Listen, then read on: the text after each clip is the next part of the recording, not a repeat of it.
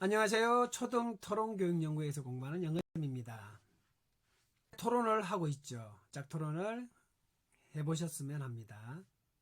짝토론 한 번만으로 끝내기는 조금 아쉬워요. 그래서 전체 토론으로 이어갑니다. 전체 토론, 다른 말로는 학급 전체 토론이죠. 우리 반 모두가 참여하는 토론입니다. 하는 방식은 학생들을 임의로 반으로 쭉 나눕니다. 1, 2, 3, 4 모둠 이쪽, 5, 6, 7, 8 모둠 이쪽, 이런 식으로.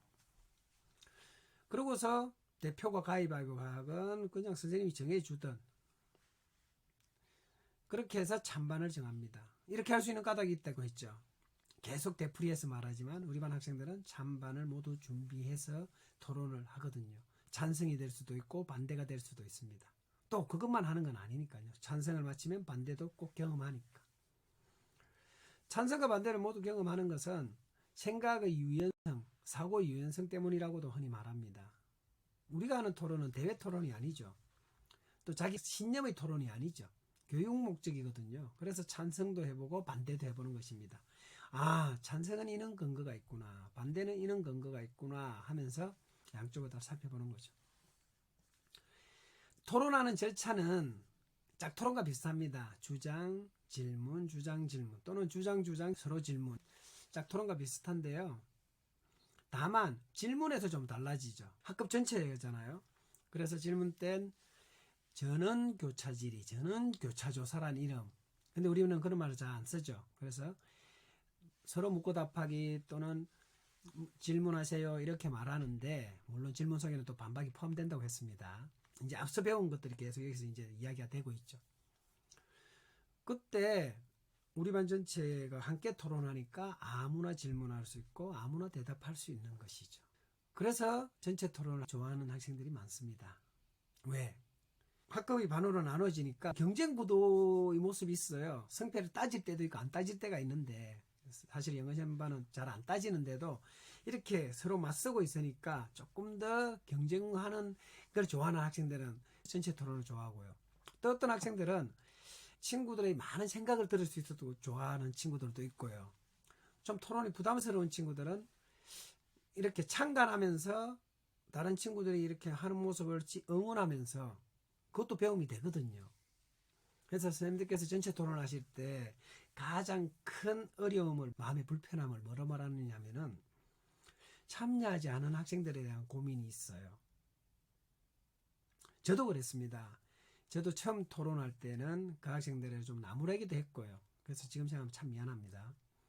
그 나무람을 들은 학생들 다음 전체 토론한다 그러면은 조금 부담스럽고 기다리는 시간은 아니었을 것 같아요. 지금 이 영상을 보는 선생님께서는 만일에 내가 어떤 장소에서 찬반으로 나누어졌고 거기서 한 사람이 주장을 했고 묻고 답하기 할 기회가 있다. 그럼 선생님께서는 손 들고 묻고 답하기에 참여하시나요? 하실 수 있나요? 생각보다 그게 쉬운 게 아닙니다. 경험이 적죠. 그리고 사람의 성향이 있잖아요. 저도 전체 토론을 한다면 묻고 답하기에 참여할 때도 있고 안 할 때도 있을 것 같아요. 저는 그걸 어떻게 하느냐? 초등 토론교육연구회에서는 방학 때 1박 2일 또는 2박 3일로 연수회를 합니다. 그럼 우리 회원들 또는 토론을 관심 있는 선생님들이 연수회에 참여할 거 아니에요. 둘째 날 일정에 전체 토론을 꼭 실습을 넣어요. 한 선생님이 일어나서 자기 주장을 말했습니다. 그러면 아무나 묻고 답하게 할 수 있잖아요. 근데 손 들고 묻고 답하기에 참여하는 수가 10사람이 채 되지 않습니다. 3, 40명 중에서도요. 교실에서도 그렇다고요. 그래서 좀 마음 편하게 생각하셨으면 하고 이 말씀을 드립니다. 어디에서든 마찬가지더라. 참여하는 학생들이 적더라. 참여하지 않는다고 토론에 관심 없는 건 아니다. 왜? 찬반이 나눠져서 마음으로 또는 그 친구들이 잘하면 손뼉으로 응원하고요. 그렇게 참관하는 것도 배움이 되더라. 그리고 어느 학생들도 이미 짝토론을 여러 번 했잖아요. 짝토론할 때, 전체 토론할 때 다른 논제를 하는 건 아니거든요. 짝토론했던 논제로 그대로 전체 토론으로 이어가는 게 보통 모습이거든요. 그리고 선생님들께서 또 고민하시는 게 사회자는 누가 하는 게 좋을까요? 라는 건데요. 제 경험으로는 선생님이 해주는 게 제일 좋습니다. 학생에게 시나리오를 주고 그대로 하게 해도 되는데요. 우리가 하는 토론은 대회 토론이 아니라고 계속 제가 강조하고 있죠. 우리가 하는 것은 교실 토론이거든요. 교실 토론이기 때문에 학생들이 말꼬리 잡기가 되거나 자료 준비를 했던 학생들이 좀 어려운 말을 하면은 제가 끼어들 수 있거든요. 저는 이걸 수학 익힘책과 수학 시험으로 말씀드리기도 합니다. 수학 익힘책을 학생들이 푸는데 틀리게 풀고 있다. 도와주나요? 모른 척 하나요? 도와주죠. 수학 수행평가를 보고 있다. 수행평가를 보는데 틀리게 풀었다. 도와주나요? 그냥 두나요? 그냥 두죠. 우리가 교실에서 하는 토론은 교육이 목적입니다. 수학 익힘책을 푸듯이 학생들이 말꼬리 잡기를 하고 있구나, 좀 어려워서 질문을 못하고 있으면 선생님이 도와줄 수 있는 거죠. 선생님이 좀 도와줄게요 라고 하면서. 대회 토론이라면 수행평가 보듯이 모른 척 해야 되겠지만 우리는 교실에서 교육을 목적으로 한 토론이잖아요. 학급 전체 토론을 학생들이 무척 좋아합니다. 정말 교실에서 짝토론으로 토론에 푹 빠진 친구들이 전체 토론에서 또 한 단계, 한 걸음 성장하는 모습을 토론 때마다 보곤 합니다. 부담 갖지 마시고 해보셨으면 합니다.